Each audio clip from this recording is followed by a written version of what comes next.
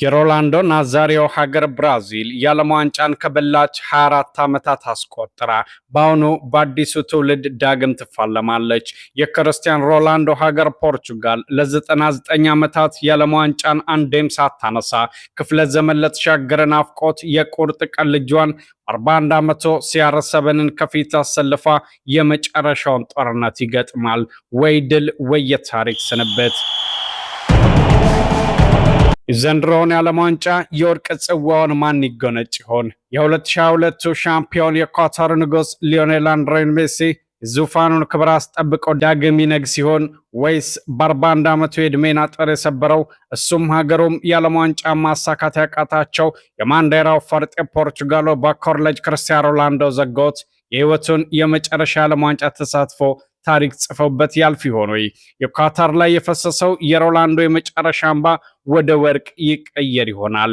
ምናልባት ደግሞ ኔይማር ዳ ሲልቫ ሳንቶስ ጁኒየር የ24 ዓመታት የብራዚልን የናፍቆት እንባ አብሶ የነ ሮላንዶ ናዛሪዮ ሀገርን ዳግም ባለም ሀገራት ቁንጮ ላይ ያስቀምጣት ይሆናል?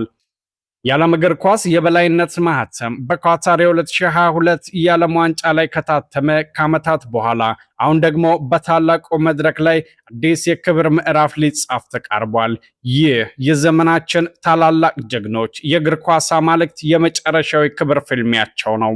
ሶስት ሀያላን ሀገራት፣ ሶስት ድንቅ ኮከቦች፣ የማይደገም ትንቅንቅ። ሊዮኔል ሜሲ ዳግም ካሸነፈ እግር ኳስ ለንጉሱ ዘላለም እጅ ትነሳለች። የኳታሩ ንጉስ ዳግም በአሜሪካ ላይ ዘውዱን ይደፋል። የማራዶና አርጀንቲና ዳግም ትሞሸራለች። ወይም ክርስቲያን ሮላንዶ ይህንን ዋንጫ ካነሳ ከ99 ዓመታት በላይ የተጠማችውን ፖርቹጋልን ታሪክ ቀይሮ የእግር ኳስ ታሪክን ሙሉ በሙሉ ይቆጣጠራል።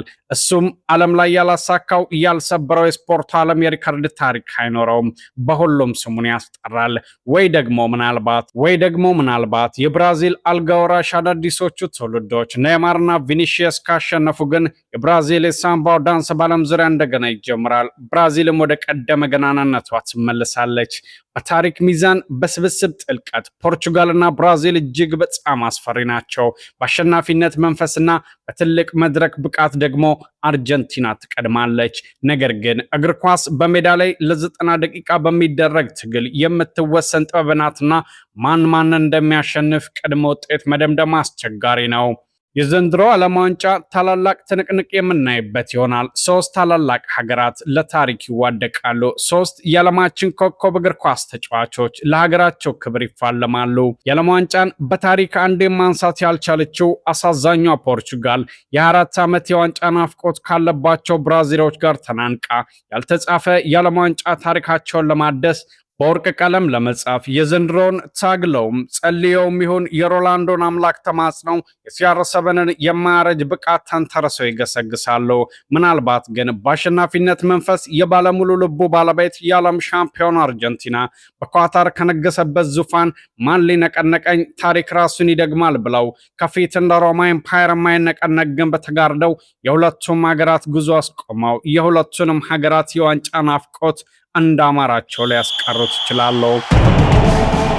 ትንቅንቁን ዓለም አቀፍ ሚዲያዎች በስፋት እየተወያዩበት ነው። ማን ይበላል? ማንስ ይነግሳል? እስከ መጨረሻው አብራችሁን ቆዩ። ታሪክን ቁጥርንና ስሜትን ያዋሃደውን ጥልቅ የስፖርት ትንታኔ ልናስደምጣችሁ ፔሌ እስከ ሮላንዶ ናዛሪዮ ብራዚልና ዓለም ዋንጫ የማይነጣጠሉ የአንድ ሳንቲም ሁለት ገጽታዎች ናቸው። ጁጎ ቦኒቶ ውብ እግር ኳስ መገኛ የአምስት ጊዜ ዓለም ሻምፒዮናዋ ሴላሳ ብራዚሊያ ዲ ጄኔሮ ታሪክ ወደ ኋላ ሲመልሰን የ1958ቱን የዓለም ዋንጫ የ1962ቱንና 1970 የእግር ኳስን ንጉስ ፔሌ ዓለምን ያንቀጠቀጠባትን በ1994 ሮማሪዮ ጥበብን የተወነባትን ከሁሉ በላይ ደግሞ በ2002 በጃፓን እና ደቡብ ኮሪያ ምድር ሮላንዶ ናዛሪዮ ሊማ በፊኖሜናል ብቃቱ ሮላንዲኒዮ ጎቾ በምታታዊ እግሩ ብራዚልን አምስተኛውን ኮከብ ሲያጎናጽፉ የነበረው ገናናነት ዛሬም በናፍቆት ይታወሳል። ነገር ግን ያ ወርቃማ ታሪክ ከቆመ 24 ዓመታት ተቆጠሩ። 24 ዓመታት ለብራዚል ረጅም የናፍቆት ዘመን ነው። ዛሬ ብራዚል የድሮውን ክብር ለመመለስ በአዲስና አስፈሪ ትውልድ ተሞልታ መጥታለች። ቴክኒክ ዳይሬክተሩ የሚመራው ስብስብ ሚዛናዊና ጥልቅ ነው። ግብ ጠባቂያቸው የሊቨርፑልና አሊሰን ቤከር የጎሉ መረብ ላለማስደፈር የብረት አጥር ሆኖ ይቆማል። የመሃል ክፍሉን ብሩኖ ማጋሬሽና ሉካስ ፓኬታ የፈጠራና የጉልበት ጥምረት ታክለውበት አስፈሪው የፊት መስመር ጋር ይጣመራሉ። ታላቁ ኔይማር ጁኒየር ከጉዳት አገግሞ የመጨረሻውን ጥበብ ለመቋጨት ሲነሳ ከጎኑ አዲሱ የሳምባ ንጉስ የሪያል ማድሪዱ ኮከብ ቪኒሺየስ ጁኒየር፣ የባርሴሎናው ፈርጥ ክንፍ ራፊኒያና የወደፊቱ ኮከብ ኤንድሪክ ፊሊፔ ይገኛሉ።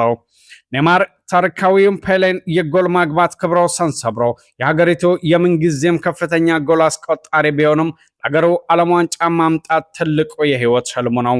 ዛሬ ኔይማር ብቻውን አይደለም። የወርቅ ካሴ ባላንዶር ተፎካካሪው ቪኒሺየስ ጁኒየር የብራዚል አዲሱ አልጋ ወራሽ ሆኖ ብቅ ብሏል። ይህ የልምድና የወጣትነት ጉልበት ጥምረት ብራዚልን ስድስተኛውን ኮከብ እንድትስም ያደርጋት ይሆናል። ሌላኛው ተጠባቂ ብሔራዊ ቡድን የኳታር ንጉስ ዳግማዊ ዘውድ አርጀንቲና ከዲያጎ ማራዶና እስከ ሊዮኔል ሜሲ። አርጀንቲና የእግር ኳስ ፍቅር በደም ሱራ ውስጥ የሚፈስባት ሀገር ናት። በ1986 የአርጀንቲና አማልክት ለዲያጎ ማራዶና እጅ ሜክሲኮ ላይ ታሪክ ሲሰሩ አርጀንቲናውያን ለዘላለም የሚኖር ኩራት ሰማቸው። ማራዶና ለአርጀንቲና እግር ኳስ ተጫዋቾች ብቻ ሳይሆን ብሔራዊ ምልክት ነበር። ለዓመታት ያንን ታሪክ ለመድገም ብዙዎች ሞከሩ፣ ግን አልተሳካላቸውም። እስከ 2022 የኳታር ዓለም ዋንጫ ድረስ በኳታር ምድር ሊዮኔል አንድሬስ ሜሲ የእግር ኳስን ሂሳብ ሙሉ በሙሉ ዘጋው። የምንጊዜም የባላንዶር ባለቤቱ ሜሲ ሀገሩን መርቶ ያንን ውብ ወርቅ ዋንጫ ወደ ቦነስ አይረስ ይዞ ተመለሰ። ሜሲ ለአርጀንቲና ያላደረገው የለም። የኮፓ አሜሪካ ሻምፒዮን፣ የፊላነስፒ አሸናፊ፣ የ2022 የኳታር ዓለም ዋንጫ ንጉስ።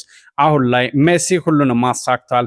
ነገር ግን የላልቢሴለስቶ እምነት አሁንም እሱ ላይ ነው ያለው። ዳግም ሻምፒዮን መሆን በሚለው መፈክር አርጀንቲናን ቡድን ያነቃቃል። በሊዮኔል ስካሎኒ የሚመራው አርጀንቲና ልክ እንደ አንድ ቤተሰብ የተሳሰረ ጠንካራ ስብስብ አለው። ግብ ጠባቂያቸው የአስቶን ቪላው ኤሚሊያኖ ማርቲኔዝ የስነ ልቦናው ንጉስና የፍጹም ቅጣት ምት አዳኙ አውሬ። በመሃል ክፍል ሮድሪጎ ዴ ፖል የሜሲ የግል ጠባቂ የሚባለው፣ ኤንዞ ፈርናንዴዝ ከቼልሲ፣ አሌክሲስ ማካሊስተር ከሊቨርፑል፣ እንደዚሁም የፊት መስመሩ ታላቁ ሊዮኔል ሜሲን ይዞ የኢንተር ሚላኑን አደገኛ አጥቂ ላውታሬዝ ማርቲኔዝ እና ጁቬንቱስን ወጣት ኮከብ ጁሊያን አልቫሬዝን ከአትሌቲኮ ማድሪድ ያናብባል። አርጀንቲና አሁንም የአሸናፊነት መንፈሱ አልጠፋም። ሜሲ በሜዳ ላይ እስካለ ድረስ አርጀንቲናን ዝቅ አድርገው ማየት የማይቻል ተአምር ነው። በዚህኛው የዓለም ዋንጫ የመጨረሻ ጨዋታውን የሚያደርገው ክርስቲያኖ የሲአር7 የመጨረሻ የክብር ጉዞ ለፖርቹጋል ይፋለማል። የፖርቹጋል ታሪክና የሮላንዶ ብቸኛ ጉጉት ዘንድሮ መልስ ያገኝ ይሆናል። ፖርቹጋል በታሪኳ ለ99 ዓመታት ወይም ከአንድ ክፍለ ዘመን በላይ የዓለም ዋንጫን አሸንፋ አታውቅም። እንደነ ዩሴቢዮና ሉዊስ ፊጎ ያሉ ታላላቅ ተጫዋቾች ቢያልፉም ሀገሪቱን ወደ አውሮፓ የበላይነት ያመጣት ግን እሱ ነው፣ ክርስቲያኖ ሮላንዶ ዶስ ሳንቶስ አቬሮ። ሮላንዶ በአውሮፓ ሻምፒዮና ኢሮ 2016 እና በኔሽን ሊግ ፖርቹጋልን አሸናፊ አድርጓል።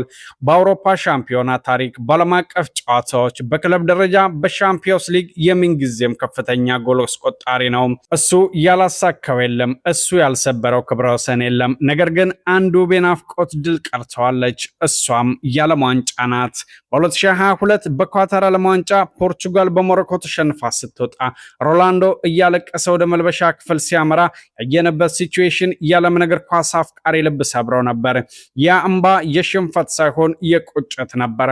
ዛሬ ክርስቲያኖ ሮላንዶ በ41 ዓመት ዕድሜው ላይ ይገኛል። ይህ ውድድር ለሱ የመጨረሻ መሆኑ ግልጽ ነው።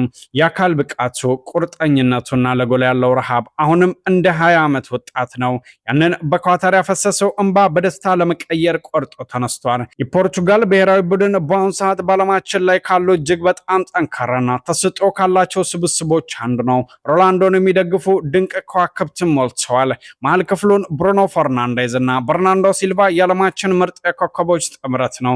የፊት መስመሩን ራፋኤል ሊያኦ ፍጥነቱ የማይገታው ጂአኦ ፌሊክስን እና ወጣቱ አጥቂ ጎንካሎ ራሞስ ከሮቢን ዲያዝ ጋር በመከላከሉ ላይ ያሉባት ይህ ስብስብ ለሮላንዶ ዘውድ ለመድፋት ዝግጁ የሆነ ጠንካራ የጦር ሰራዊት ይመስላል። የክብር ማህተሙ ሊዮኔል ሜሲ ዳግም ካሸነፈ እግር ኳስ ለንጉሱ ለዘላለም እጅ ትነሳለች። የኳታር ንጉስ ዘውዱን አያወልቅም። ክርስቲያኖ ሮናልዶ ይህንን ዋንጫ ካነሳ ከ99 ዓመት በላይ የተጠማቸውን ፖርቹጋልን ታሪክ ይቀይራል። እግር ኳስ ታሪክንም ሙሉ በሙሉ ይቆጣጠራል። ኔይማርና ቪኒሺየስ ካሸነፉ ግን የሳምባው ዳንስ በዓለም ዙሪያ እንደገና ይጀምራል። ብራዚልም ወደ ቀደመ ገናናነቷ ትመለሳለች።